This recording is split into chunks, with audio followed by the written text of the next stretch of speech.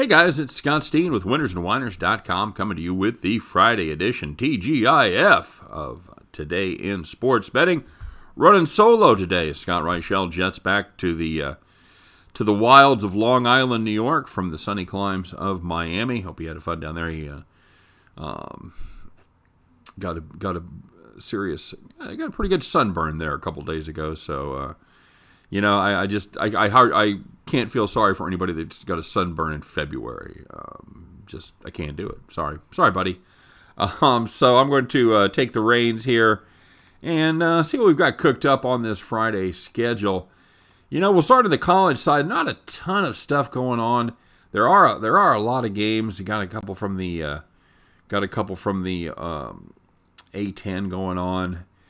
I don't know what to think of this. I'm going to start with take a look at this St. Louis and Richmond game. I don't know what to think of this Billikens team. I want to believe in them. At the beginning of the season, they really, really ooze with talent. They're a senior-laden team, very, very solid team. Their one problem last year was they just couldn't shoot free throws, and they've actually fixed that a little bit. And I'm just taking a quick look here. Yeah, there we go. So St. Louis, they're going up against the Richmond Spiders, who got off to a great start. Faltered a little bit lately, although they did have a big win last time out to coincidentally beat us as they took care of business. Covered the number against UMass. We had UMass to sneak in there under the 10-point spread, and they did not do that as the Spiders beat UMass by 14 points. Now, this is a UMass team that was actually ahead of them in the standings, so... but they have won two straight, but they're not a great cover team. They won as a 9-point dog against Duquesne, won by 7. But on the other hand, St. Louis, after kind of fooling us, winning 4 straight, covering 3 of them, thinking that maybe this team is actually back. They have had they've had one dreadful performance and then a bad performance. They lost by 23 at Dayton. As a 6-point favorite on the road. And then they followed that up with a 2-point loss at VCU as a 3-point favorite as well. They're just, quite frankly, they're just not getting it done as far as scoring the rock. They put up 53 against Dayton, 65 against VCU. They did put up 78 against LaSalle. That is not a great accomplishment there. They covered the number against LaSalle as a 16.5-point favorite. But, they're just not really getting it done on the offensive side of the ball. On the other hand, Richmond started off well, like I said, and they have won 5 of their last 7. And, of course, one of those was against a D2 school. So I call it 4 of their last 6 as far as conference play goes. Like I said, two nice wins there against Duquesne as a 9-point favorite. Didn't quite cover, but did take care of business against UMass. I don't know, guys. If I had to play this one, I'd play probably the trend continuing. The last let's see here, what do we got? The last 6 games for St. Louis have gone under as the defense hasn't been dreadful. The most they've given up in that stretch. They did give up 82 to LaSalle in a terrible loss there. That was back in the 3rd of February as they lost by 7 to LaSalle as a 12-point favorite. Yikes. It's not like losing by 23 to Dayton as a 6-point favorite, but it's not good. You know what? You pays your money and you takes your chances. You're going to make me play there. I'm probably going to end up playing the under. And I'd probably lean towards Richmond in a game that St. Louis is actually a 4.5-point favorite. You know what? I think the Spiders are playing as good a ball right now as the Billikens are. I'll take the free 4.5 points and play that under 143.5. I think that looks a little tall. If you like terrible basketball, there are two of the worst teams that are consistently year in, year out that are squaring off as Denver hosts the University of Nebraska at Omaha. Denver's a 2-point favorite. 146 is the total there. As far as capping that game, I'm just going to say if you want to bet that game, probably you should go to a meeting instead. I don't have an angle there. Those are just two dreadful basketball teams that certainly deserve to play each other. Looking out in the Big West, if you want a little early action, 5 p.m. Eastern time, you've got UC Davis going up against Cal Poly San Luis Obispo. And these are this Cal Poly team. They are, I don't know how you say, not good at all. They are a 6.5 point dog here. I'd lean towards Davis. Davis is a little better team and a little more consistent than Cal Poly SLO. Anything else get my attention here? You know, this Merrimack team yesterday. I'm going to take a look at this. As they go up against St. Francis of New York, and you know, I really like that. Was one of those games that I had my eye on yesterday that didn't quite make the cut. I liked that Merrimack team, but they went out and absolutely shat the bed there against St. Francis as they lose by 13 as a 3-point favorite. You know, and they dropped their game. They dropped the pair to Bryant before that, which was, you know, no shame in that, as they were dogs in both of those games. Don't look now, but St. Francis has won 4 or 5, covered 4 or 5, and you know, are they going to have something again for Merrimack here? You know, I'm guessing Merrimack is going to bounce back in this spot, as they are they're still a 2.5 point favorite. I still think there's value there. Merrimack is a lot better team. But, yeah, their recent trend kind of disturbs me there. Yeah, what else here? Looking for anything from the afternoon slate. You know, we got that Cincinnati game. I was looking at something in that. So, sorry, guys. I'm just kind of doing this on the fly here. I did take a look at a couple games, and as always, you know, if you want my best stuff, I've got you know, a play of the day on the NBA, and then I do have a college play and an NBA play on my premium service.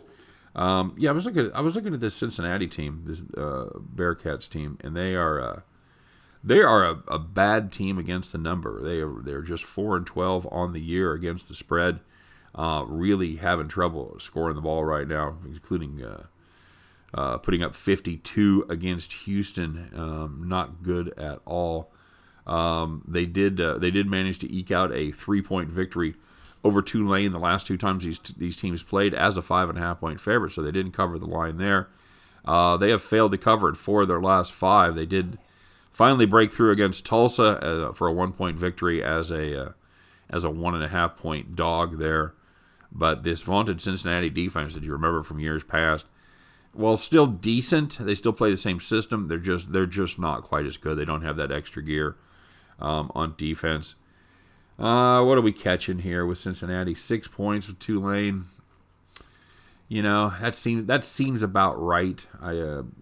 This, you know, Tulane squad, not great. This is a Tulane team that they have trouble scoring. They score less than 60 points per game on the road. Good news is their defense plays pretty well, giving up just 62.5 in their road games, while Cincinnati gives up, you know, almost 70 points, 69.5 at home. They're so far, and they score 70, so that's about a 500 team is how that works out, and that's about where they are. I know they've picked up some non-con wins, but they're actually 8-8 on the season. Like I said, 4-12 against the number.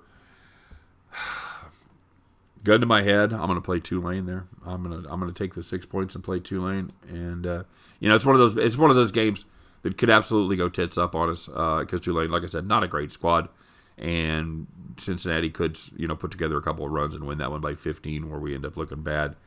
But, you know, if you maybe play that game every day, I think if we take the 6 points there 100 times, I think we're going to come out ahead. So, I'll give you one more. We got an early start here. In fact, one that's about to fire up. So I probably won't even mess with that as Bonaventure takes on G-Dub. You know, Bonaventure's been a good team, 12-3 on the season, 9-5-1 against the spread. George Washington has struggled. However, we faded them. We faded them last time out. No, we faded them against Rhode Island. Sorry, two games ago, as a 9.5 point dog. They end up actually winning that game outright, as that Rhode Island team continues to confound us. And then they got back to their They're losing ways in the next one losing against George Mason by 5, but they're catching 7, so they end up covering the spread. The Bonnies have won and covered 2 straight against. They had a 2-game set against Davidson. They won them both as a small dog. Well, they were a dog in the first one, won by 11, and favored in the second one, and favored in the first one, won by 11 as a 4.5-point favorite. And they were 2-point dog in the second one at Davidson. Ended up winning that game outright by 3. I think we're laying just a little too tall of a number here with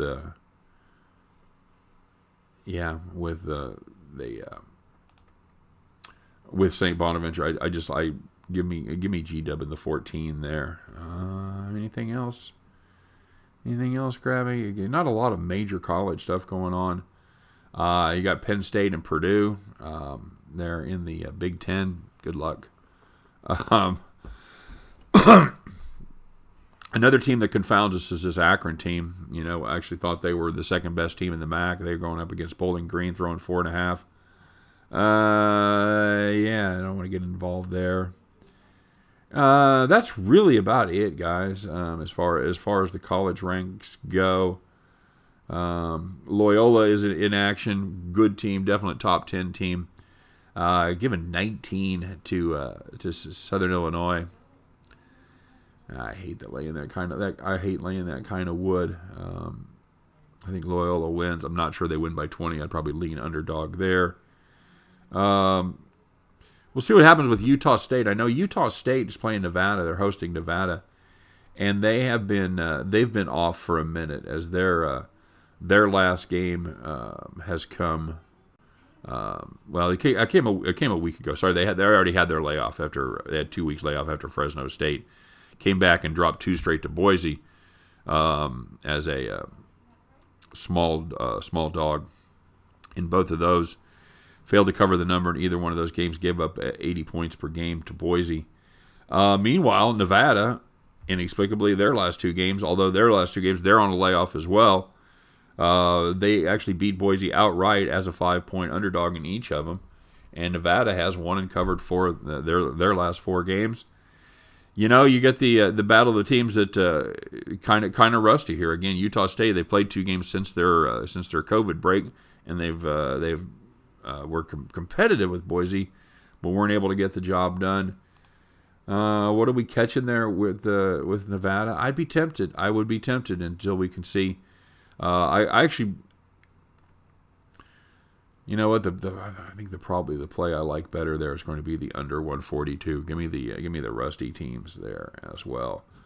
I like this Grand Canyon team a lot, although Seattle, they're not awful. Grand Canyon, though, is 13-4 on the season, 12-2 against the number. Seattle catching 6 at home. Grand Canyon, not a great road team. They do play good defense. I'd consider that as well. All right, so let's move on, shall we? Wagner against Central Connecticut, by the way. Always, if you have the opportunity, look to fade Seacon. They're 9-point favorites, and the Wagner team is a pretty good team on the season. 11-5 straight up, 10-4-1 against the number, while Central Connecticut is struggling per usual, 4-16 on the year. Just 8-12 against the spread. Central Connecticut catching 9 at home. I don't hate Wagner in that spot to cover the number there if we got to play a big number. So, all right, guys, let's take a look and move on to the NBA. As is our style, we'll do the couple of the TV games and then anything else that gets my attention. Although, like I said, I've got plays on 2 other NBA games here. So. First TV game is going to be Indiana at Boston. Boston, 2.5-point favorite, 219 is the total. This Boston team, they've struggled on the year. They've really struggled since Marcus Smart went out. They are just 5-9 straight up and against the spread since he went out on the 6th of February. And basically, Boston's dropped out of the playoff race. They sit tied for 9th, and they're not good, and they haven't been good lately. Playing bad teams. They've gone 3-6 straight up and against the spread last 9. Included in that rogues gallery is 3 games against Atlanta. Washington, Detroit, and New Orleans. So the Celtics just not clicking right now. Indiana, they're fourth in the East with a 500 record, so it tells you the difference between the East and the West right there. 500 record in the West would be good for a tie with Memphis for ninth. They'd be out of the playoffs. So, you know what? I'm going to. I don't love either one of these teams the way they're playing right now, but I will go ahead and lean towards Indiana in this one. I'll take the points when you've got the bad teams. I'll just go ahead and take the points. They have been playing a little bit better lately. They've won and covered 3 of their last 5, and the thing about it is, Boston's just not able to score the rock right now. They have struggled. They put up more than 115 just one time in their last 8 games there. That was putting 121 on the board against Atlanta. Congratulations, nice job. Yeah, give me Indiana there in a small lean. These teams played. Boston won the first game back in December, and Indiana won the first one before that. So they were split straight up and against the spread so far this season. I don't love it. I'm not going to get probably involved personally, but like I said, it is the game that's on TV. So we'll take a swing and take Indiana and the points there. And finishing it up with LeBron and the Lakers as they host the Portland Trailblazers. Lakers 5-point favorites. Yeah, it's I don't know. I don't know what to make of this Lakers team. I got to be honest with you. I agree. Scott and I talk every day about LeBron and his MVP thing, and it's quite incredible that it's okay if he's a small favorite here, but right now LeBron is plus 150 to win the MVP, and everybody's impressed that he's played every game. Congratulations. That's kind of I'm old school, so it's kind of what you're supposed to do. I'm this many years old that I remember following the NBA when guys just didn't take the night off because back-to-back games, that's tiring. So back in my day, Sonny, they played real basketball there, but no, this is a Portland team that when they the one thing I can find here for Portland that makes me kind of lean that way is they have performed well in games that have been offensive showdowns. When the total's been made at 220 or higher, Portland Trailblazers 12-4 against the numbers. In the same situation with the Lakers, just 2-7 on the year. And as you know, the Lakers absolutely laid an egg the other night against the Utah Jazz, losing that one by 25 points on the road at Utah. And in fact, the Lakers have lost and failed to cover 4 straight. You can make an argument that LeBron James isn't even the most valuable player on the Lakers squad based on how they performed without Anthony Davis. Meanwhile, the Blazers, after a nice 6-game winning streak there, they have lost 3 straight, failed to cover in 2 of them. They did manage to beat the number against Denver as they lose by 5 as a 6-point underdog, but had a bad loss there to Phoenix, 32 points, and probably an even worse loss there to Washington. But that was a weird spot. It was in the middle. They played 3 on the road. They came back to play Washington. They went back on the road for 3 more games. We talked about it at the time. I thought that was a bad spot for the Trailblazers, and it ended up being so. I'm going to. I keep thinking these Lakers are due. I keep thinking, this is going to be the good performance. But like I said, they have not performed well in Scoring Fest this year, as their defense, has just not been able to get it done. The defense has done great jobs against the dregs. They've given up 96 to Miami, 104 to Minnesota, 105 to Memphis, and so congratulations there. 95 to Boston. So they have had some good performances, but When you get teams that can actually score, they've given up 127 to Washington, 114 to Utah, 122 to Denver. So you know what? I'll take the points once again. Give me the dogs here. I'll take the Portland Trailblazers plus the 6 in this one. I think that even without McCollum, this team has played okay. It's in playing the Lakers without Nurkic. As long as AD isn't there. Now, if AD was there and no Nurkic, I think it would be a completely different game. I think the Lakers would dominate the paint and be able to take care of business, take advantage of the fact that Nurkic is not there. But without Nurkic, without AD, this gets a lot closer to an even game. And you've got Damian Lillard on one side, you've got LeBron James on the other side. I think Portland may even have a little better supporting cast at this point.